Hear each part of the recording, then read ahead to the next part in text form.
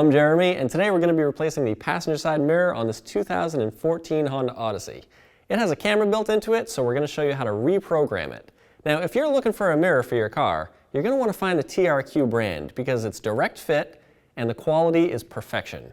So, let's get started. Okay, so here's the door panel.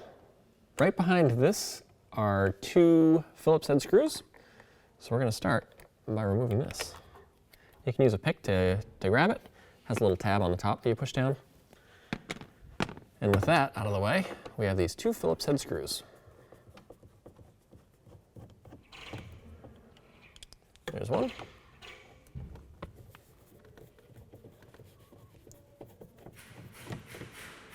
All right, there's the other.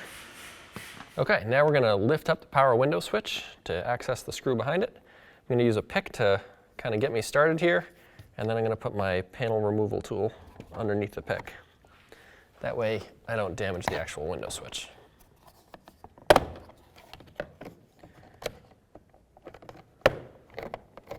And you want to start at the back and work your way forward. All right. And now we should be able to disconnect the window switch, hopefully. Maybe? Oh, gotta push down this, I guess. So yeah, inside this connector is a little tab that you push down, and then you can swing the whole tab over to disconnect it. Behind the window switch is this Phillips head screw that is tucked away. So we're gonna pull that one out. Do your best not to drop it in the door. And then down here, you'll find another Phillips head screw. Actually, nope, it's right here.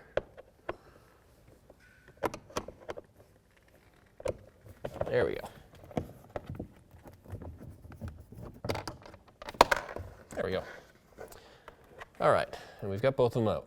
So the screws are out. Now we're going to pull this one off. It pulls just straight off. It's very easy to get off.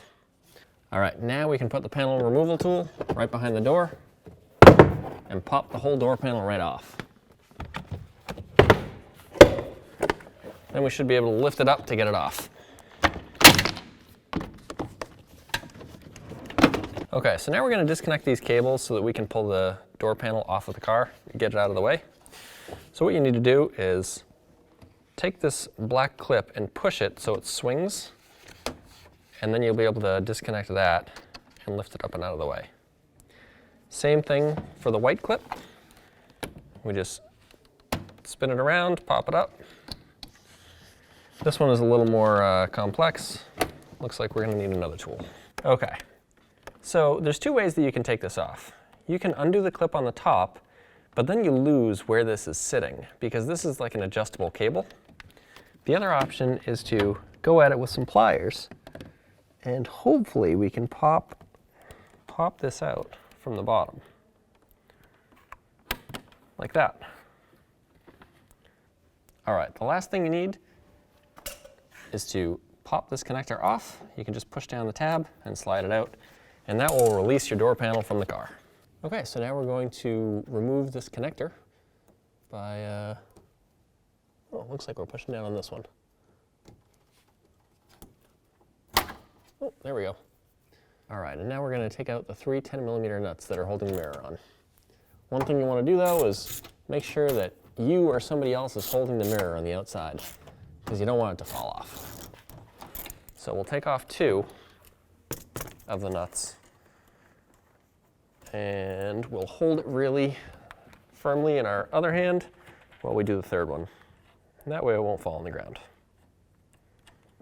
With the mirror removed, you'll notice that this pin is still sticking through, and it's like an alignment pin that holds the mirror on while you're installing it. We're going to want to pull this pin out because the new mirror comes with one. Okay, so when you get your new mirror, it's probably going to come with caps on the studs. So you're going to want to take those off. And it looks like it also comes with new nuts. So we'll use these new nuts. Okay, we're now ready to install the mirror. So we're going to slide the wiring through, like so. And then we'll make sure that the push pin comes through, and then all three studs. Once those are through, we can start installing the nuts.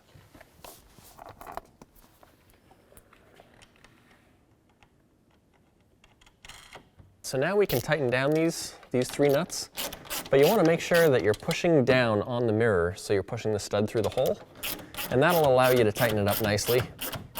You don't want to go too crazy with it. As soon as you feel the nut start stopping, then you want to stop turning your ratchet, because you don't want to snap the nut off.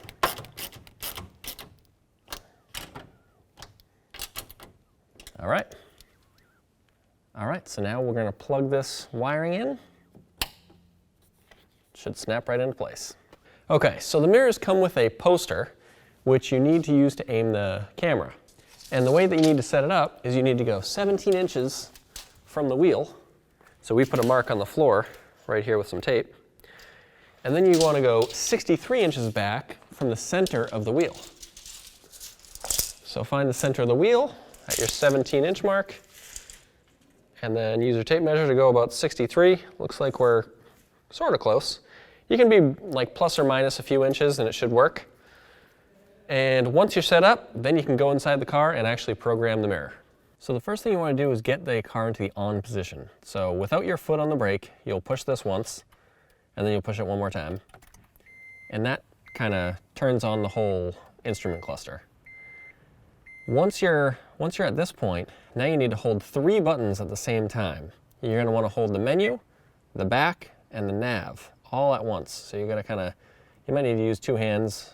All right, so from here, you want to turn the knob on the dash right here to get to detail information and settings. And you'll click enter. And then you want to go to unit check. Now, in some instances, you may need to go to functional setup. It depends on your specific vehicle, but in this case, we're going to go to unit check. And inside unit check is lane watch. So that's what you're looking for. It may be under the functional one, or it may be under the unit. So we'll go to lane watch. Okay, and then we're going to go down to start, and you can see aiming, start. So we're going to start the aiming. And then over here on the signal stalk, on your turn signal, you're going to want to push the button right on the end of it. And when you push that button, it starts the aiming process. And it programs the camera to look at the poster that you set up, and hopefully it will make the camera work properly. Okay, so now we want to click return, and then we're going to go back up to return. Once again, return, and return. And now we're back to the original navigation, and if you turn on your right directional, you should be able to see everything behind you. So now we know the camera is programmed, and all is well. All right, the first thing you want to do putting the panel back on is to plug this thing in, and then we can work up to the door handle. So, as you remember, this thing just snaps down, and then it slides up in the groove, and then this deal spins around to lock it in place. This thing is sort of the same story. Goes like this. Locks down in that groove. Oops. And this thing spins around. That locks it in place. So now you want to start by hanging the door on the top first, but you want to make sure you pull through your power window switch wires. So let's try and get it hung. All right. So now it's in place, and we can snap it in place all the way around the edge.